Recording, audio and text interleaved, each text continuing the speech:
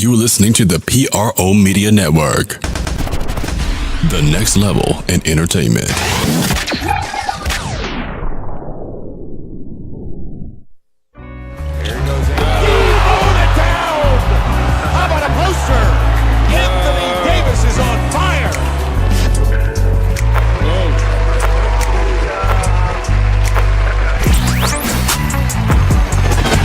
You're listening to the Pelicans post-game report on the PRO Media Network for all things Pelicans. That's right, for all things Pelicans, you're now listening to the Pelican post-game report on the PRO Media Network. I'm Big Q, chiming in with y'all today. How y'all doing today, sports family? And co-hosting with me, as always, is DC. How you doing, my brother? I'm good, man. DC is in studio as well with us, and today we'll be covering podcast 152. That's right, podcast 152. The Pelicans win over the Milwaukee Bucks in Milwaukee, 123-121 in overtime. We'll have that game for you today with stats, facts, and breakdowns. Before we get into it, we'd like to give you a round of applause, as usual, for your support, for sharing the show, for donations of the show, and everything like that there. Thank you very much. And today's Pelican post-game report for this Monday, February the 26th, 2018, podcast 152. Like we said earlier, we'll cover the Pelicans 123-121 win over the Milwaukee Bucks in overtime. And they get 5 straight. The Pelicans go 5 straight with that win as well. And today's rundown, we'll cover Jrue Holiday playing at an all-star level, both offensively and defensively. We'll break down that topic and get into it. Also, we'll talk about Rondo's leadership and his offensive ability. He has stepped up in a major fashion. Offensive ability. What about the defensive ability? Right, Rondo been putting them clamps down, man. But defensively, Rondo is always showing up. Well, That's he's to always me. showing up offensively, too. But outside of that, Anthony Davis, we're going to talk about Anthony Davis and his defense, DC. His defense on Giannis, the Greek freak, held to 20 points. Now, holding Giannis to 20 points is like very freakish. It's like holding Giannis to 10 points. Because usually this guy can go for 30 or 34. If he had put up 30, 34 points, they would have won this game. But the Pelicans defense led by Anthony Davis that constantly compound him. We can't leave Meritage out of that too, man. He had 4 blocks right. in that game. So that's what I'm saying. The Pelicans defense, along with Anthony Davis, stifled Giannis to 20 points in the game, and they were definitely certain to not let him beat him. We'll cover that in one of our topics. We'll talk about Elvin Gentry giddiness. Now, this is one of DC's topics that he want to talk about, the giddiness of old man L. Gentry. Grandpa Gentry. We're going to talk about that today. Okafor, solid as the old oak tree Okafor. The Pelicans are 4-0 since installing Okafor in the starting lineup. Turned out to be a revolutionary move for Grandpa Gentry. You think we could get as good as the Rockets with the Capella in the lineup? We can only hope. Also, we have a little news on Okafor as well that we're going to discuss, is the fact that he has signed for the duration of the year. So that's good news as well. So we're going to cover that as well. Overtime drama. The Pelicans obviously like the overtime drama. For one more year, though, man. They love the overtime drama. They love playing extra minutes, obviously, as they play another overtime and what victory. Jrue Holiday said. See, he tired of these overtime games. We're going to talk about that. And then also we're going to have interviews from Coach L. Gentry, Jrue Holiday, the star of the show today, and Anthony Davis. Wait, hold up. You got to say that again. What happened? The star of the show today, Jrue Holiday. You don't have no problem saying that? Nope, not one when he plays like this, and that's always been my thing, DC. I don't know why you think otherwise, but I've always said that. You always give me stuff. Because I always said that Jrue Holiday was capable of playing like this. This is the best version that we've seen of Jrue Holiday since his All-Star year with Philadelphia. This is by far the best. He's playing better than that year, and that's what I always seen for Jrue Holiday. Then we're gonna get more into that.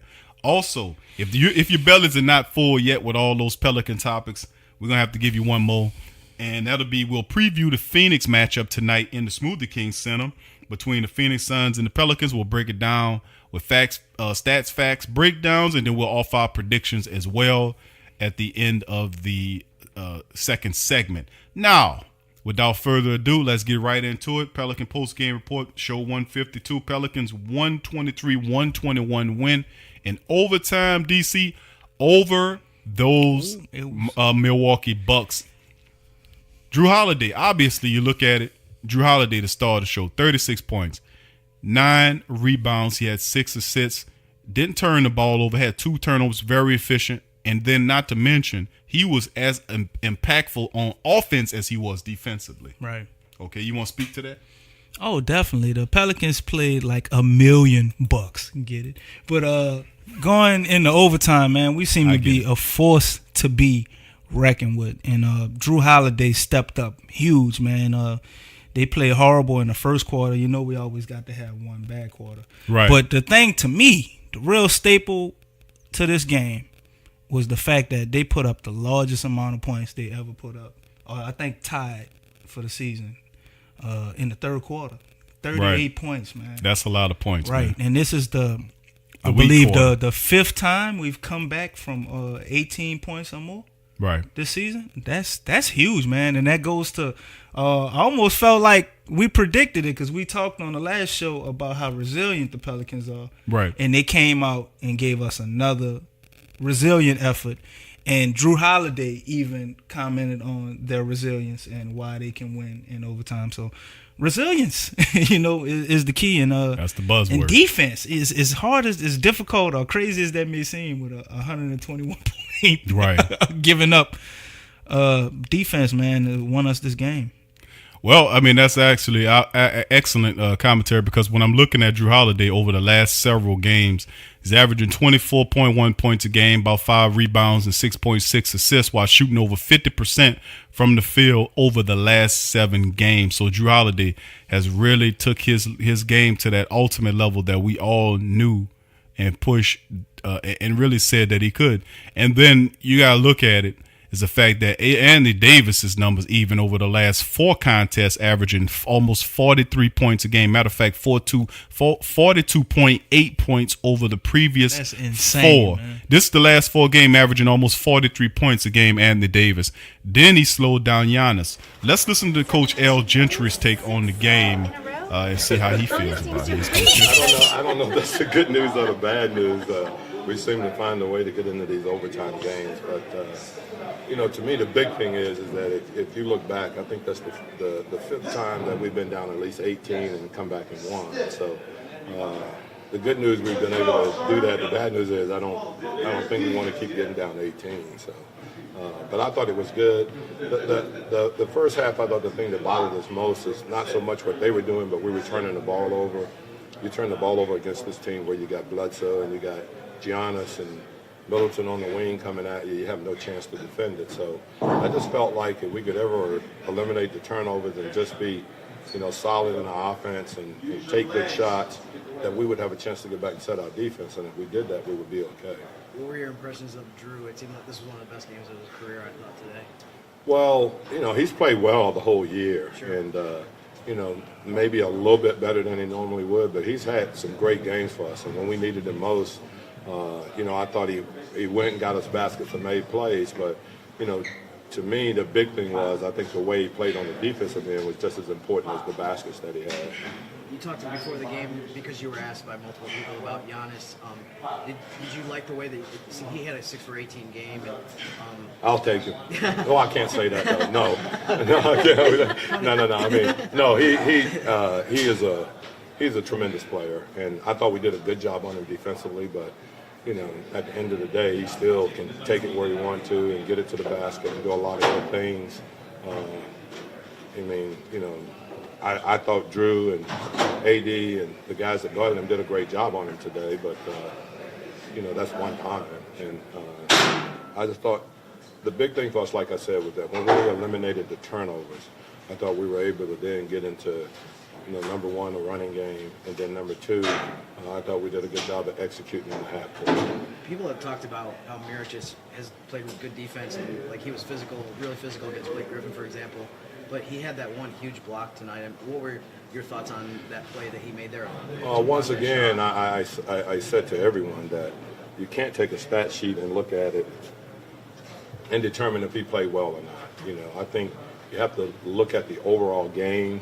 And when you look at the overall game with him, for what we need to have done for us to win and what he brings to the table, it's been great. So I don't even know. I have no idea what he shot or the rebounds that he got. I just know that when we need him most, he always seemed to come through for us. Coach, talking about bringing something to the table, what are your thoughts so far on Walt Lemon as kind of That's Al Gentry, man, giving big credit to a lot of the Pelicans, especially Nikolai Mirotic, who showed up defensively in this game and played really well, although he finished the game with 14 points. He had 7 rebounds and 4 blocks, so he continues to show up. 37 minutes, big boy minutes there, by the way. He shot pretty bad, 5 of 15 from the field, 1 of 8 from downtown, but he's a hustle guy. He gets it in 14.7 rebounds, 4 blocks from Nikolai Mirotic, according to Al Gentry. Let's move into our next topic, DC, before we play our next interview from Drew Holiday. Rajon Rondo showing up in a major way. Now, Rajon, 36 minutes, he was 7 of 11, 2 of 3 from downtown. He finished with 16 points, 12 assists, although he had 6 turnovers. But he had 16 points, 12 assists, and 8 rebounds, almost a triple-double from Rajon Rondo. Plus, his offense was there, his defense was there. What's your take on Rondo here? I think Rondo played amazing, man. It's another one of them games. He almost had that triple-double. You know, it's Rondo in ref form, looking like the Boston Rondo to me. He was locking up on the defensive end. He was on Bledsoe. At times, I seen him on Giannis. And we would get nervous, but he actually did a pretty good job on a dude that was like 6'10". I was like, wow, man, look at Rondo. He forced Giannis to pass the ball. You know, then he hit that amazing three-pointer, and Alvin Gentry commented on it. That bank three. But they told him maybe you should go glass, and it wound up happening not long after the timeout. You got to call that, man. Right. He did. It was lucky. Right. But they told him to go glass, and it's just funny that he accidentally did. Right. But I think Rondo, he's a winner, man. I don't know how else to explain it. Like, it's stuff he does that's bigger than the stats. Like, when you watch him out there, he makes so many little plays. Like, he had a rebound that could have ended the game for us. Like, you know, that goes unmentioned, you know, most of the time, stuff like that. He did almost throw the game away on that turnover, but that's probably one of the few mistakes that he made the whole night. So, Rondo played amazing, man. He played at the old school all-star Rondo level. And if we can get that out of him at least maybe 15 more times this year, we're going to be looking pretty good in this playoff hunt. No doubt about it. He finished with 6 turnovers on the night, but when it's all said and done, he made the right plays. Let's talk to a man who had very few turnovers. Had 2 turnovers, but they were coupled with 36 points, 9 rebounds, 6 assists, 6 of 31 from the field, 2 of 5 from downtown, and 42 minutes of action. The player of the game and game-leading scorer, Mr. Drew Holiday. I just think as a team we figured it out. Figured out what we had to do, stop turning the ball over, rebound, get back in transition. And from there, you know, lanes open up. And even though they're a lengthy team defensively, if we get them early in transition, then you know, it's to our advantage because we push the pace so well. What type of statement do you hope that this makes coming back from 17-point deficit coming into the second half? I mean, we've done it a couple times. We've done it a few times. I do think that we are resilient as a team, and in diversity, I think we do really well. So it shows our character. You guys have had so many close wins lately, like you just kind of alluded to. You feel like you guys are just coming up with a lot of. AD called it winning basketball, basically just saying that it just seems like you guys are coming up with a lot of plays in the last couple minutes of games. Like Mirotic had a great block of Middleton, and Rondo had a tap out. It just seems like there's just extra plays that you guys are making that are leading to some of these wins. Right, and it's as a team, and I mean, you have to be happy about that. So it's not just one person, but for everybody to come together as a team and play well has been awesome, and that is winning basketball. The things that don't show up on the stat sheet. Drew, I want to ask you about playing with Anthony Davis. Coach, before the game, mentioned that he kind of like takes it for granted just what he's able to do. Do you ever feel like that? Just this recent stretch of his out has been so incredible that you're just kind of like, this is just what he does. I think as a team, we've been trying to give him the ball as much as possible to be able to, for him to carry it. We know with the Marcus out, that kind of puts a little bit more of a load on him. And I know for me and Rajon, we try to take off some of that load, and other guys do too in different areas. But Anthony's our leader. court and off the court. So to feed him the ball, he leads us and he kind of pushes us forward. So just to be able to keep on feeding him again anywhere he does everything. It seems that he's kind of been flying under the radar a little bit in terms of the MVP discussion. Do you think that you should be up there, especially with what he's done? For sure. But he's been doing it all season. The way he's been carrying us, and again, we had the market. That's Drew Holiday, man. That's Drew Holiday talking about his role in Rondo and a few other teammates and whatnot. But if Holiday keep playing like this, man, I mean, the Pelicans are a dangerous team. But we're going to cover other topics on the other side of the break. We'll talk about Anthony Davis and a few other Pelicans when we return after this break. You're listening to the Pelican Post Game Report on the PRO Media Network.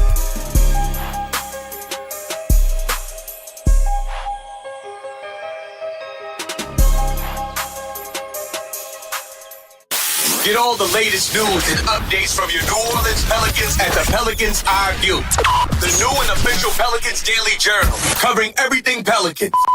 Attention, everyone. Get breakdown on games, free agent signings and potential moves, unbiased opinions and straight up facts with statistical analysis from G Balance. Go to www.thesportsdaily.com/Pelicans-I-View. I'm a Saints and Pelicans fan, so the only podcast I can get my fix is The Sports Coma with Big Q. The guy's intense, funny, and they always keep it real. Check out the Sports Coma with Big Q and the guys.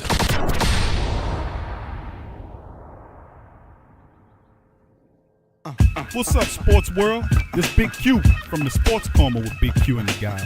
Talking to you about the website, theposhlifestyle.com. That's right, theposhlifestyle.com. A great website where you can get great products at great prices. They sell organic herbs, vitamins, supplements, water filters for your home, EMF and cell phone radiation protection, healing magnetics and healing crystals, personal protection devices like cell phones, stun guns, and mace sprays, organic deodorants, shampoos, soaps, toothpaste, and more. They also sell 10A grade Brazilian hair. 10A music is available now. All kind of the latest downloadable mixtapes. So what are you waiting for? Head on over to theposhlifestyle.com. That's the Posh Lifestyle, life spelled with a Y, LYFE style.com. Put in the Sports Coma for the 10% discount on your purchase. It's a win-win. So get your mind and body right with the Posh Lifestyle. Forget ESPN or Fox. Get straight sports talk from the Sports Coma with Big Q and the guys.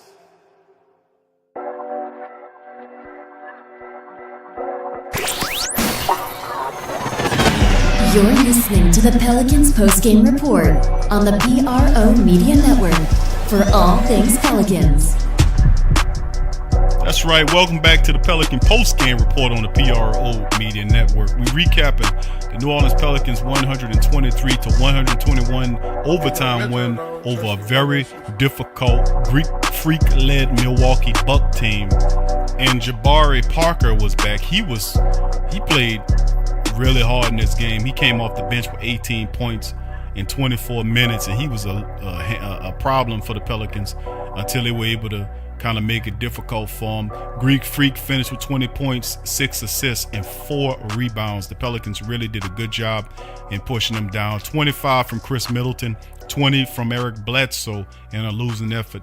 Besides Drew Holiday's 36 points effort, you had Anthony Davis, 27 points, 13 rebounds on the day. He had 2 blocks, 2 steals, and 43 minutes of action. AD turned it up big time in the win. We'll play AD in just a second. Also outside of that, Etuan Moore on his 29th birthday, he had 11 points. Happy birthday to Etuan Moore. He had 11 points on 4 of 11 shooting, 2 of 6 from downtown. He's been struggling, but he added 11 points and in 36 minutes. Off the bench, Nikolai Mirotic, 37 minutes, 14 points, 7 rebounds, 4 blocks. And then we had a couple of 6-point scorers in Darius Miller, Ian Clark, and then 5 from Sheik Diallo in 10 minutes for Sheik. So with all that being said, the Pelicans did an excellent job handling their business. Before we get into the rest of our topics, we're going to play our final interview. Here's Anthony Davis telling us what he thought after the win. 17-point deficit overcome. What type of statement do you guys hope to make, especially coming into the second half of the season? We're just playing a lot of defense. We're imposing our will, knowing that we're kind of undersized, but we're doing a great job of helping each other on the defensive end and then making plays offensively. Eddie, what do you think of the performance that Drew had tonight? He's been playing really well lately, but it seemed like, this is one of the best games he's had this year. Yeah, he kind of just took over the game, honestly, and made big play after big play, and on both ends of the floor, we just was rolling with him. I couldn't get it going, and I just trying to do the little things, helping defensively, rebound the basketball, but he stepped up big tonight. You mentioned doing the little things. It seemed like you guys have had a lot of close wins lately, and today it seemed like you had a lot of big plays, like Mirotic had a defensive play against Middleton, Rondo had that tip out. It just seems like you guys are coming up with a lot of those plays in key situations. Playing winning basketball, that's what it takes to win. You got to do the little things to win. Like you said, Rondo getting that tip, give us another possession. Nico playing great defense on Chris. He's been going to the same move all game, making it. So, it's a little thing that we try to do to get wins.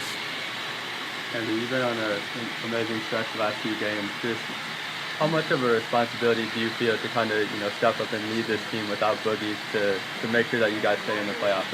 Well, I just try to go out there and play, just do my part. Everybody's stepping up, playing big. So it's not just me; it's everybody who's playing with a lot of confidence and stepping their game up to make up for Boogie's absence. But as far as me, I'm just going out there and just doing my part. When you get down like this, do you feel, in the game, do you kind of think about we need to get this one because of how tight the playoff race is? No, we just go out and play. We get down. Basketball's a game of runs, and we never think like, oh man, we losing. We always say that we're not winning right now. That's it. So we go out there with that type of mindset and go out there and try to make sure that we cut into the lead and then take the lead at some point in the game. What did you like about you guys' defense in the second half on? It seemed like that was a big reason we were able to get back in the game in the third quarter. I don't think it was our defense.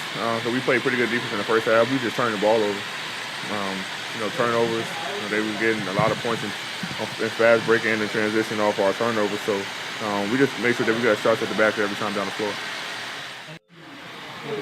That's Anthony Davis, people, chiming in and giving his opinions on what's happening in the game and around his team. But Anthony Davis, if you look at what the Pelicans were able to do in this game, they were absolutely awesome. 47, almost 48% from the field they shot versus Milwaukee's 45%.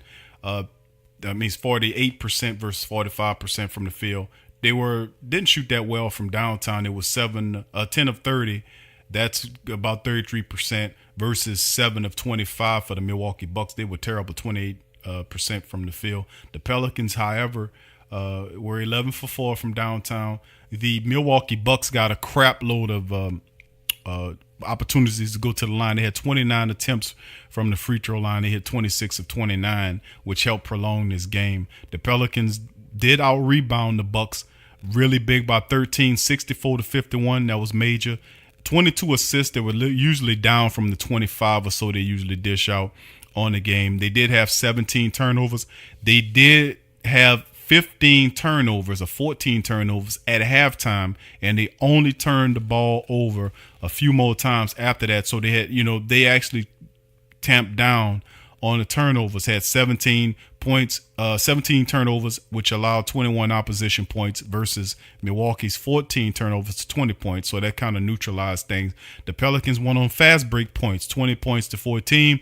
And they also won the battle in the paint, 66-56 in this contest. So the Pelicans shut out the Bucks on the season series. They beat them in the first game, 115-108. They closed them out 123-121. And the Bucks are a quality team. They had Jabbar Parker that came back. He contributed 18 points, like I said earlier today. So the Pelicans, DC, they had a pretty decent game. Closing thoughts on this Pelican win on this one here. Another excellent showing from the Pelicans, man. This is probably the toughest game they had at this point right now. The next 3 games, it tails off a little bit. So I think it was an excellent way to go in there and on the road and take out the Milwaukee Bucks and feel like $1 million do it and walk on out of there. Very true.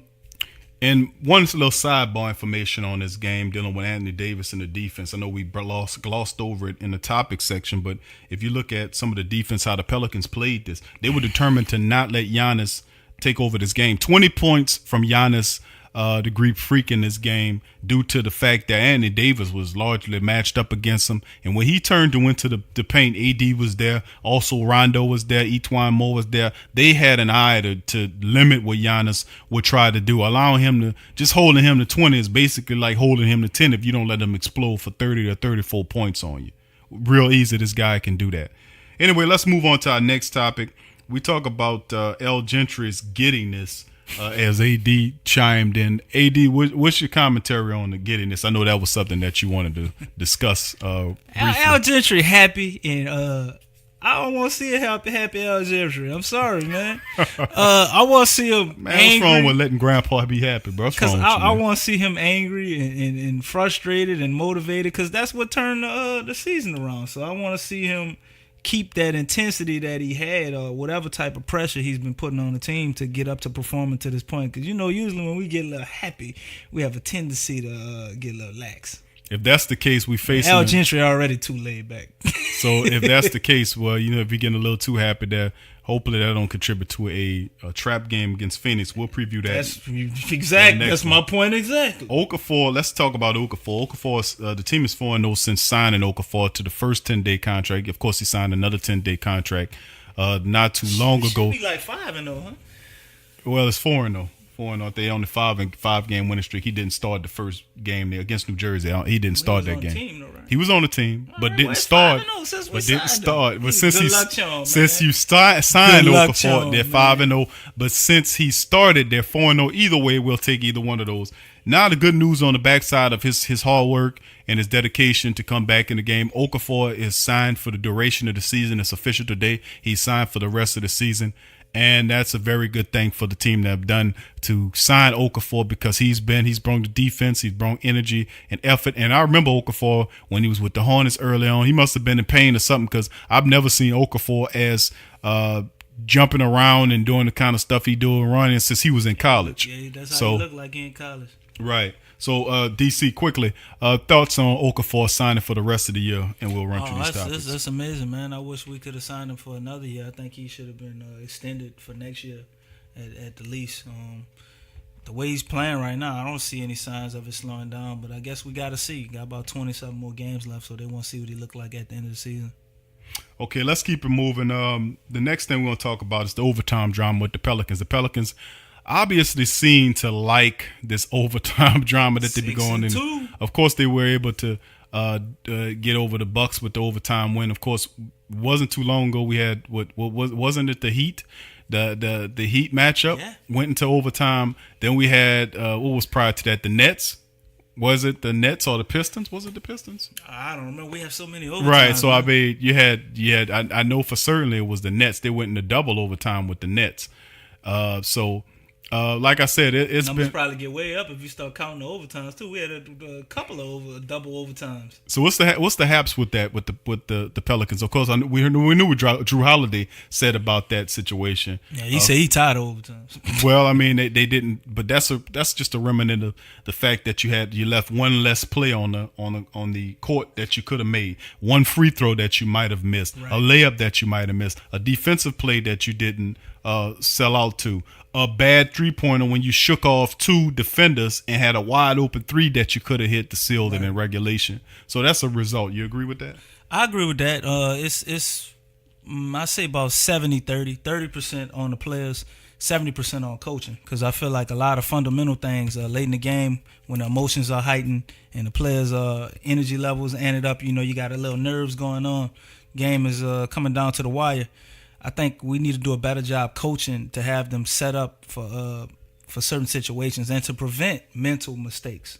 So that's really why I feel like we keep going to overtimes. We had a game in the bag and we make some mental mistakes and let the team get back into the game, like fundamental stuff, like guarding a person like Dwayne Wade on the floater, right after he hit one earlier. Like I understand. Yeah, that he's the king of that move. So I mean, but moving forward, We're looking at El Gentry, and of course, we kill with him and call him Grandpa Gentry and the likes. But El Gentry, should the Pelicans resign El Gentry?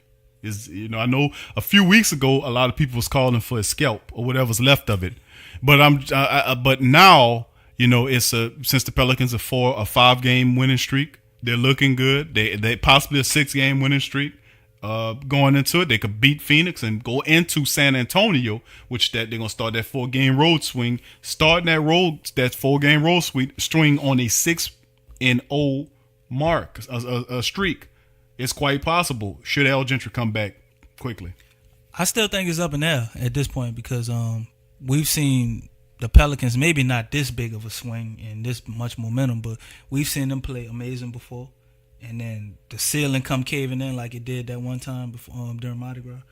You know what I'm saying? So you ain't no telling. And I think that was truly a turning point. If you look at it, I think that was a turning point for the season when that happened, man. Like they're like a totally different team from that point. But it's still up in the air. I say if he wins a playoff game, at least one, all playoff series, he definitely deserves to come back. Anything short of that, no. Okay, that's it. I'm gonna have to agree with that as well. I think he'll take a little bit more before we resign him back. Although I like the team, like how the team is playing, and I would love to see what they look like with Mirotic and all those guys incorporated with amazing. DeMarcus Cousins and all that. I would love to see that. That's what I'm concerned about. What are the other teams gonna look like? Because we can't seem to stop anybody. Okay, and we have some pretty. We got some good defenders. So I'm trying to figure all that out. All right, let's go into our next and final subject. We're going to preview the Phoenix Suns matchup tonight in the Smoothie King Center against the Phoenix Suns. Suns coming into the contest 18-43, 19-20 in away games. Currently, this team is on a 9-game losing streak, 1-9 the last 10 contests. They average 104 points a game, give up 113 points a game. That'll definitely kick your butt. Not to mention they shoot 44% from the field. They average 44 rebounds a game, 21 assists per game, 4.5 blocks, 6.7 on steals, and they, like I said, they're 18-43. The Pelicans did beat the Suns early this year, 115-91, pretty handily, and Phoenix sit right now 18-43. Losers of 9 in a row at the bottom of the Pacific standings. Golden State, of course, is the top team there, followed by the Clippers, who are 31-27, the Lakers 25-34, Sacramento 18-41, then Phoenix in the cellar at 18-43. They're not a very good basketball club. Losers of, like I said, 9 games in a row. Now, coming into this one, the Pelicans looking good. They're on a 5-game winning streak. A lot of people picked the New Orleans to handle business with this team. New Orleans averaging 112 points a game while giving up 111 points a game. 48% from the field. Man, that is awesome. That is the percentage they're shooting from the field. 48% from the field. That's just unbelievable. We got a team full of Steph Currys, huh? That's unbelievable, man. 44. They average about 44 rebounds a game, 26 assists per game, which is good for second behind Steph Curry's Golden State Warrior Club. 5.5 on the blocks, 8 steals a game. Winners of 5 in a row, 6-4 the last 10 games. DC, with all that being said, and with all that being broke down, with all that going around, who wins this game and why? I'm going to go out and say the Pelicans win this game. I don't know if we're going to make it interesting or not. We seem to love to play up or down to our competition, just like the Saints. I guess that's why Tom Benson owns them. But I think the Pelicans win this game. For one, we have a little bit of a niche with Alvin Gentry being a coach there. He's familiar with a lot of players that are still around. That was a long time ago now. I'm pretty sure he knows about Booker, which is pretty much the number one option. And a few of them other guys, I'm sure, still probably was on the team when he was there. I don't think they have a completely different roster. They still have some of the players. Plus, he's familiar with the organization and the way they like to do things. They're going to Phoenix, right? No, Phoenix is coming here. Oh, they're coming home. Oh, so yeah. we got them at home, so we got the home field advantage going. This is a potential trap game because we all know the sun shines on the dog's ass at least once in a while. So they done lost 9 games. I know they tanking. The organization wants them to tank, but how do players feel about that? I mean, they still have pride. They want to win some games. So, exactly. The coach may put them in bad positions, but they're still going to go out there and give they all because who wants to be a loser, right? So this is a potential trap game, but I'm more afraid of the Dallas Mavericks game coming up than this game because we have some familiarity. Well, I don't know why I can't never say that word with the Suns. And I think we're going to be able to take them out, man, if we can just neutralize Devin Booker. Devin Booker is the key to the whole matrix for Phoenix. He's averaging about 24.4 points a game. Behind him is T.J. Warren. They need about 2 more of him. Yeah, 2 more of him. T.J. Warren's not far behind in production either, 19 points a game. Then there's Elfrid Payton coming in there averaging about 17 points a game. And then there's Josh Jackson with his 11 points a game. So with all that being said, he's full of potential. 18 and 43, fifth in the Pacific Division. And, of course, DC, you say the Pelicans going to win the game. Now, I'm going to give my analysis on the game as well because the way I see it is Anthony Davis recorded a game-high 23 points with 9 rebounds, 2 assists, and 1 block when he played him. This team earlier this year, DeMarcus Cousins had 19 points, 10 rebounds, 6 assists in that game. Drew Holiday had 18 points in the game. Then T.J. Warren had a team high of 18 points in the Phoenix loss. Devin Booker was held to just 13 points, 4 of 13 shooting, or 5 from the three-point range. Don't count on that happening again, people. Then on February 6, 2008, New Orleans defeated the Suns 132-130 in double overtime, 132 points with the third highest total in franchise history. Elvin Gentry is 13-12 all-time against the Suns. Interim coach Jay Triano is 3-4 all-time against New Orleans. My call on this game is that the Pelicans will not allow this to be a trap game. I think they'll be definitely looking out for this Phoenix Clubs team. They're on a 9-game losing streak, so they're looking to break that 9 losing streak. I just think that the Pelicans realize how important it is because if you look at the statistics and you look at the standings as it stand right now, the New Orleans Pelicans move up to number 6 currently. They're at number 6. We're number 6. You have Houston sitting at 46-13. Followed by Golden State Warriors. You got San Antonio. You have Minnesota, Portland, and then New Orleans sits at 33-26. 1 game back of Portland, by the way. OKC is in 7, and then Denver is, of course, they sitting there. Of course, remember OKC and Denver lost, so that's something to remember as well. So that'll do it. That'll do it today for the Pelican post-game report. We appreciate y'all for chiming in with us today as the Pelicans will get that win tonight. So from me and DC, we'd like to say thanks and appreciate your support and everything. And also catch us for more shows Mondays at noon and Fridays at 4 o'clock on our Twitter and Facebook pages. So from DC and myself, peace. Forget ESPN or Fox. Get straight sports talk from the Sports Coma with Big Q and the guys. What's up, world? This is DC from the Sports Coma with Big Q and the guys.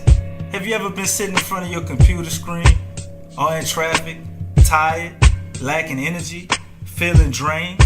Did you know there are electromagnetic fields or EMF waves all around you that cause this disease? Get it? Dis-ease? Luckily here at Posh Lifestyle, you can get your EMF protection. They have pendants, the shell-dyed bricks, cubes, and pyramids. Check out the PoshLifestyle.com. That's life spelled with a Y.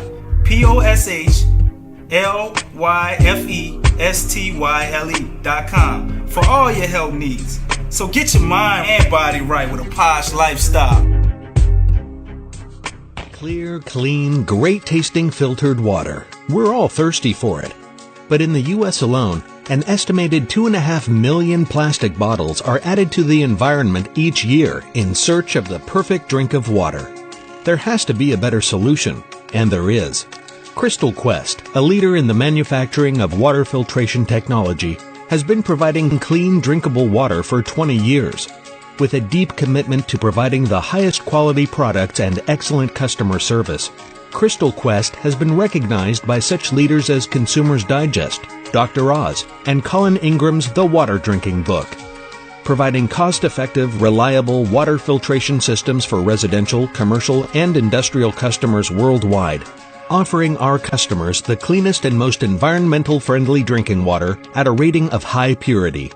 With Crystal Quest's water filtration technology, you can rest assured that your water will be crystal clear. Contact our network of authorized distributors and join our thousands of satisfied customers. Just log into theposhlifestyle.com. Once again, that is theposhlifestyle.com. You're listening to the Pelicans postgame report on the PRO Media Network for all things Pelicans.